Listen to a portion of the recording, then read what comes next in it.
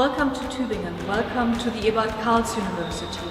My name is Tassula Proikas-Cezanne and I work as a professor for molecular biology and cell biology at the University of Tübingen. I have a keen interest in researching the process of autophagy. With great enthusiasm and on behalf of the German Society for Biochemistry and Molecular Biology and the German Society for Cell Biology, we are organizing an international conference on the topic of age-related human diseases, special focus autophagy.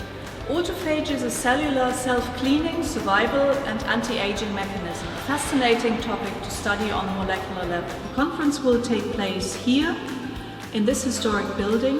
It's called the Neue Aula of the University of Tübingen. The conference starts on the 25th of September and goes through the 27th. We have fantastic speakers.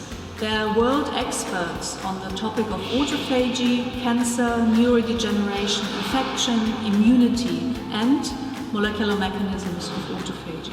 Come to Tübingen, register for our conference. Great topic, great speakers, great location. See you in September.